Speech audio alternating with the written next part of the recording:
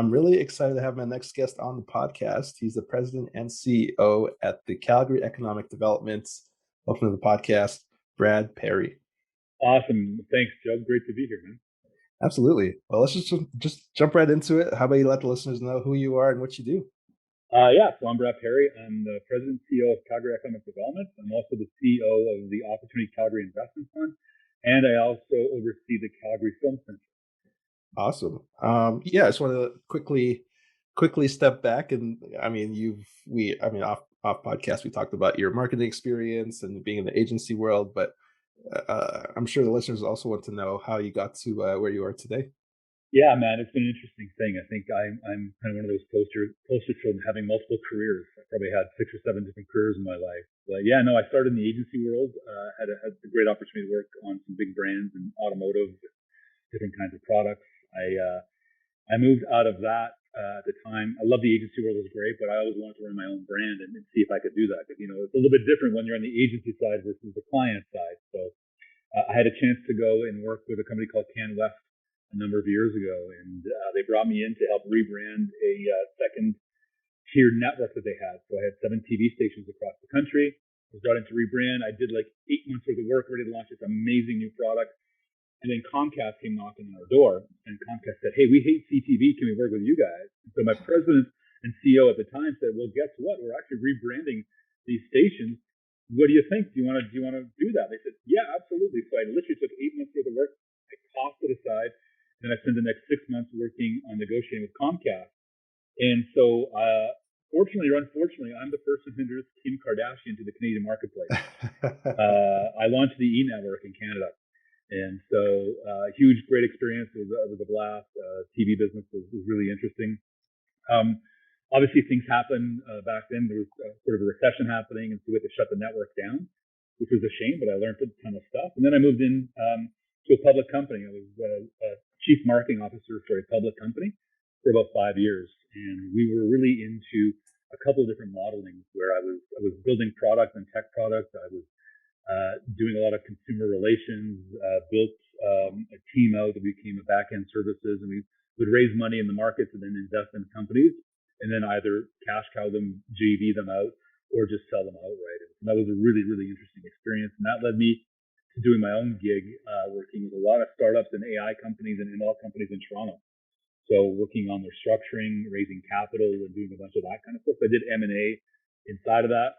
And then I had a chance back at the end of 2019 to move back to Calgary to take on the opportunity to help sort of rebrand and reframe the city. And I couldn't pass that up. And so that happened. And then I got kicked into the interim CEO job back last August. And then they gave me the full-time gig back in February. So that's how I ended up here. There's a long, long life story in like 5 minutes or less. I love it. A tweet-sized story background. I like it. Now that you're in your current role, maybe some listeners don't know exactly what the CED does, but maybe you could share. I didn't have a clue we did either when I got there, to be honest with you. I didn't come from this role. So it's a great question. So at the end of the day, Calgary Economic Development is a wholly owned subsidiary of the city. So we're not part of the city, but they're our shareholders. And what our job is, at the end of the day, when you break it down and get rid of all the crap around, our job is to really help position Calgary for long-term economic success. So we're the agency that's out there. And the way we do that is through the expansion, retention, and acquisition of companies, capital, and talent. So we work with local companies to help them expand if they're looking for talent or if they're looking for other markets they want to go into. We help with the retention. So if companies are thinking about leaving Calgary or looking for other parts, we work with them to help sort of mitigate that opportunity for them to stay here and give them the support they need. And then acquisition for us, we're obviously out in other marketplaces around North America and Europe, talking to companies who are thinking about expanding or relocating or growing their businesses. And we tell them why Calgary is the place they should be doing that. And so a lot of the work that we do is about that attraction piece. And then we support them through talent, through real estate, through a bunch of stuff. We also have a research team that does a lot of economic intelligence. Because again, we have to be the organization that's looking 3, 5, 7, 10 years out. What are those global trends? What's happening out there? How is that going to impact our city? How do we make sure the city knows what's coming and that we're set up for success in that long term? So that's what we do at CED. Really, it's about about supporting the economy, making sure that we're set up properly for long-term economic growth, and working with local companies, with outside companies, working with our civic partners, working with the federal government, with the provincial government, just to make sure we're doing a whole bunch of cool stuff to make sure that people have a reason to be here as a destination. Absolutely. And speaking of cool stuff, one of the things I read recently was WestJet is using Calgary as an exclusive global connecting hub, and I thought that was pretty neat. Perhaps you could share a little bit more Yeah, for the no, listeners. that's it's huge. I mean, we've been in conversations with WestJet for a long time about this. The impact of the city is incredible. I mean, they're talking about a $7 billion investment. Actually, I had dinner last night with the mayor and the CEO of WestJet to talk about what's happening next. But them hubbing their international long haul flights here is so important for us. We're actually going to be the most connected mid-sized city in all of North America. We're talking now, people in Calgary and business leaders in Calgary have access to 100 direct flights out of Calgary, which I can't tell you how important that is for our businesses. If you think about what's going on as they're looking to expand in other markets, as other markets are coming here, as we look for venture capitalists coming in to invest in our companies, that connectivity is so important for us. I can't underscore that. And then if you think about the logistics side of that as well, right? Because obviously we are landlocked, so it's a challenge sometimes to get into Calgary. But having these direct flights and having the commitment from an iconic brand like WestJet recommit itself to where it started, it's huge. The community, for the business community, for the local community, the number of jobs that are going to be created, just the overarching impact is yeah, it's so absolutely fantastic for us to have them here. Absolutely. And one of the things I also read was the Calgary and the New Economy, that initiative you guys are running. Perhaps Yeah. you could share a little bit more about that as well. Yeah, no, absolutely. That's a great question, Joe. So we are the stewards of the economic strategy, which I know I had to figure that part out. What the hell does that mean? What do you mean you're the stewards? But the economic strategy that we've built is for the community. It's not Calgary Economic Development strategy. It's the community strategy. We're just the ones behind it that help frame it, that help do it. And as a matter of fact, this year, at the start of the year, we took a bunch of time and effort and took a step back and said, we had a vision for the city before. Was it the right vision? Was it not? So we tested it against a bunch of global trends. We did a lot of community engagement. And at the end of the day, the vision is actually pretty solid, which is, Calgary is the place where bright minds and big ideas come together with an unmatched spirit to solve those global challenges.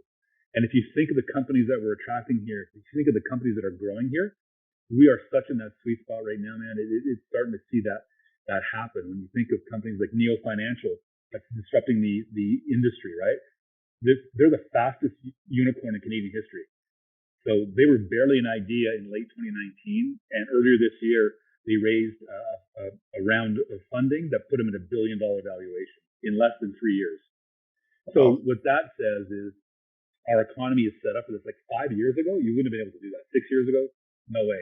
But we've built the infrastructure out. We have the community supports. You're seeing companies now not have to leave Calgary to grow, scale, and become players at the international stage, which is, again, one of the most exciting things for us as an organization to see that happen, because we call it the hive effect, right? You get these great news stories, and all of a sudden other companies want to come and be part of that.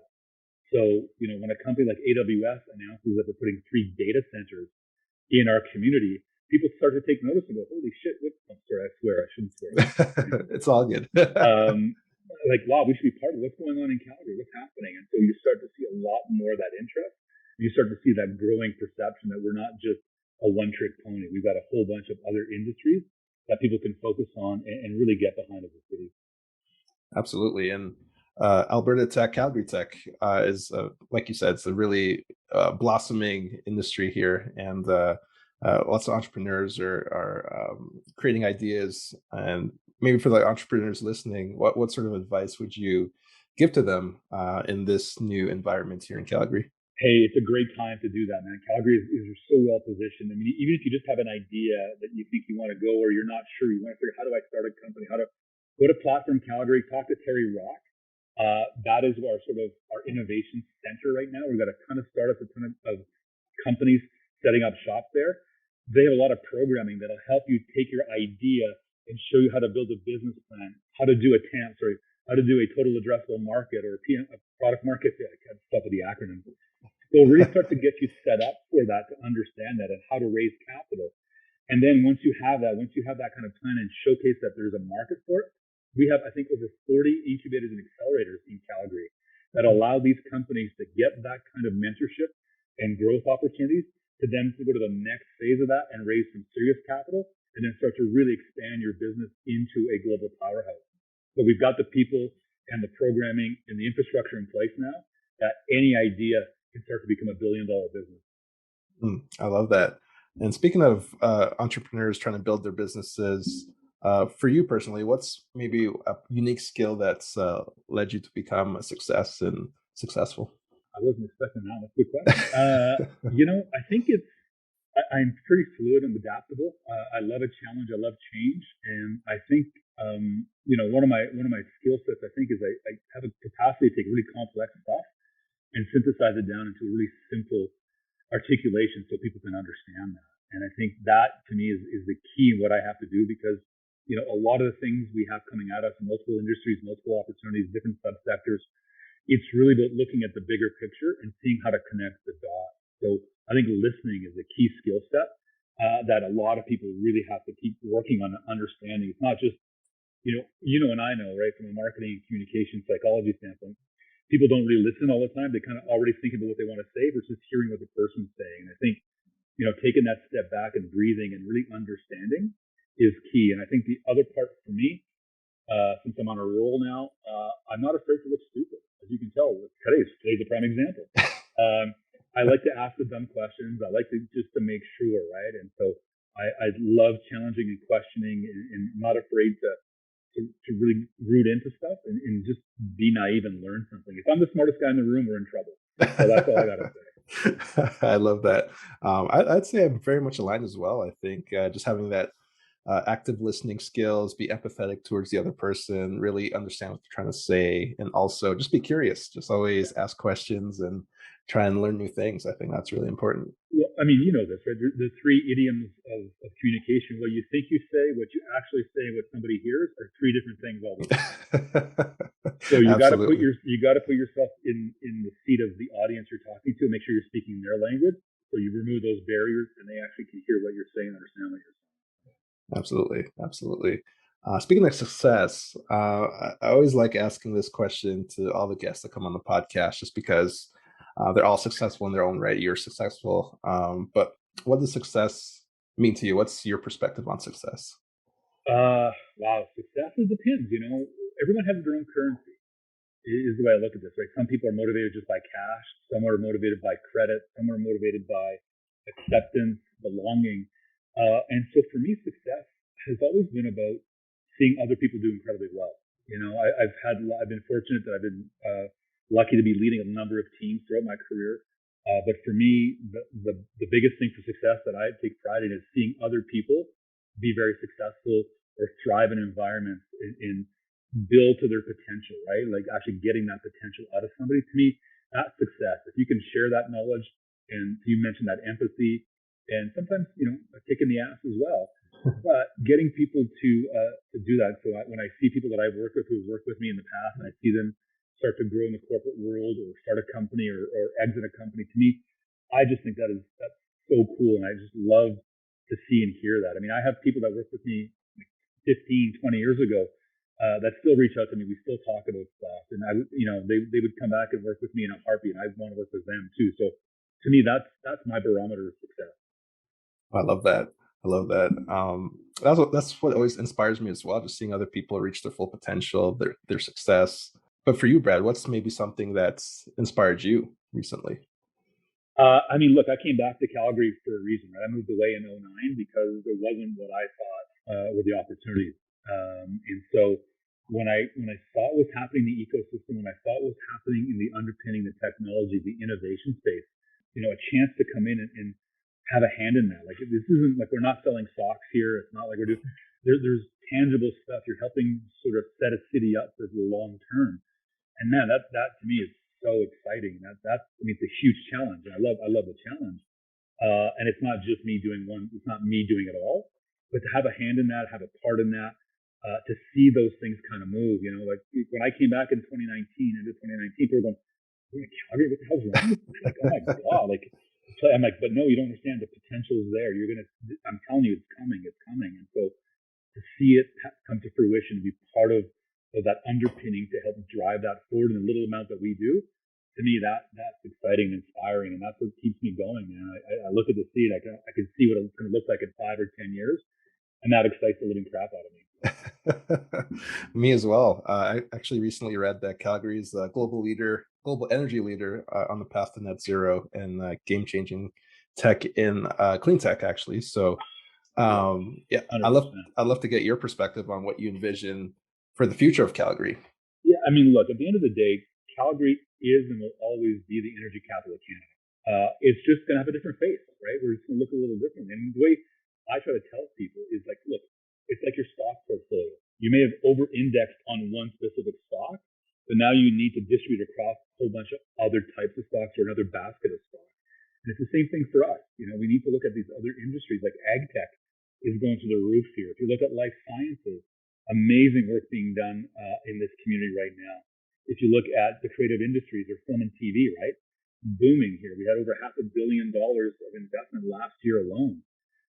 I think about the enterprise stuff in the fintech world and what's happening around that. When you see companies like RBC and EY set up offices here to grow, to me, those are the things that excite us and are going to help us really set the pace to be diversified in our economy. And the thing that I'm really thrilled about in this last 3 or 4 months, oil's been $100, right? But yet the headlines aren't about oil. The headlines aren't about that traditional sector. The headlines are about the diversity. The headlines are about people moving back to Calgary. The headlines are about the growth in other sectors. Man, that to me, I see that kind of stuff, and it's like, holy shit, this is what it's about, man. I got goosebumps. I'm excited. Yeah, no, I think the Good. future is very bright, and I'm really excited to be a part of this wonderful city. And I appreciate you being on the podcast. I only have a couple more questions here Yeah. for you, Brett. What's maybe one question that you never get asked that you wish you would be asked? One question that I get asked every question, man. I know, right? I get asked questions every day, all day. I think it's I think the question is like, why are you so bullish in the city? Mm. And I don't get that one specifically, but I think for me it's the people and the fact that the communities come together. I've always said Calgary's superpower is its kryptonite, and by that I mean, look, we're really good at getting shit done. Like, we're a city of people who like to get stuff done and move. Sometimes we just don't do it together. And so what really excites me now is that people are starting to come together to see the whole community grow. So people are cheering for each other. They're not competing against each other. If you look at the innovation ecosystem, people are coming together and trying new ideas, and they're not afraid to take chances anymore. And I think that the most interesting thing for me was when I first came back and I was doing these roundtables with tech companies and talking, they would always come out and say, oh, yeah, I used to be in oil and gas, or I came out of oil and gas, or my family's from oil. So they always had this preface, this excuse before they say, oh, but I'm a tech startup. I'm not sure. I don't hear that anymore. I don't hear people going, oh, yeah, well, I was in oil and gas, so it's okay that I'm. And now that I can't, no, I'm actually in the fintech. I'm doing some really cool shit around robotics, or I'm doing really interesting stuff in the quantum space.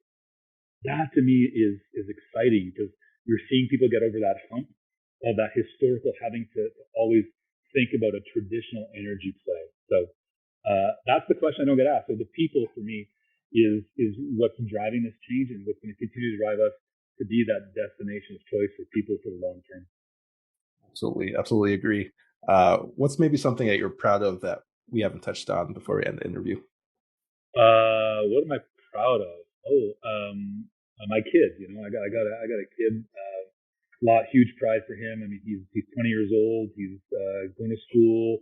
He's got his own side business, and he's working full time as well. So just to see the drive that he has and the skill sets that I never had. Like, I mean, he's fearless and he drives. So from a personal standpoint, yeah, raising a pretty good human being is something that I'm pretty proud of.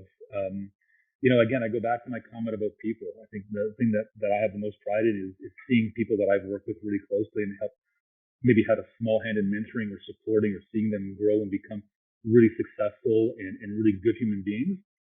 I think that to me is really, really drives me to see that. I love building teams. I love building culture that's inclusive, that's collaborative, that's risk taking, and that. And so for me, that's a source of pride for me, is seeing that other success happen. Mm. Speaking of that, where can our listeners connect with you online if they want to connect and pick your brain some more? Yeah, absolutely. I'm on LinkedIn. I'm on Instagram. I'm on Twitter. My email.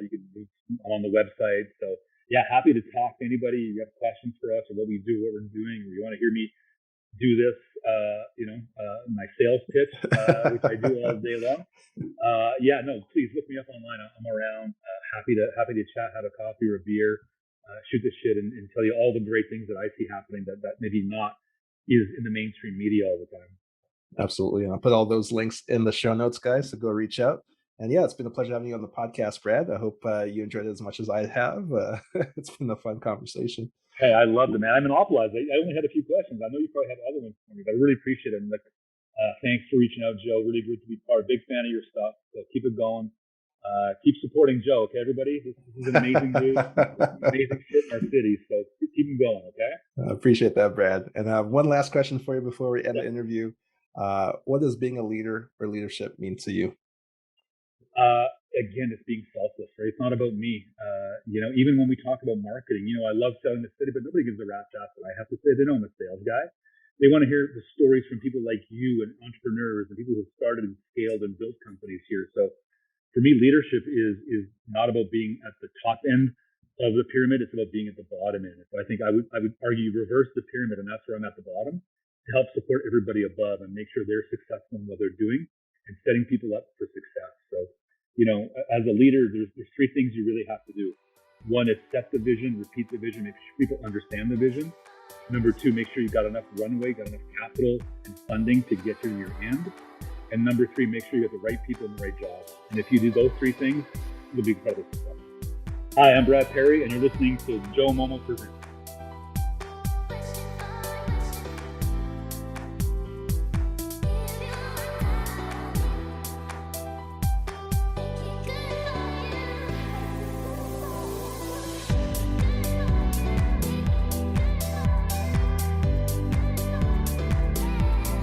Thanks again for watching the Joe Momoh Presents podcast.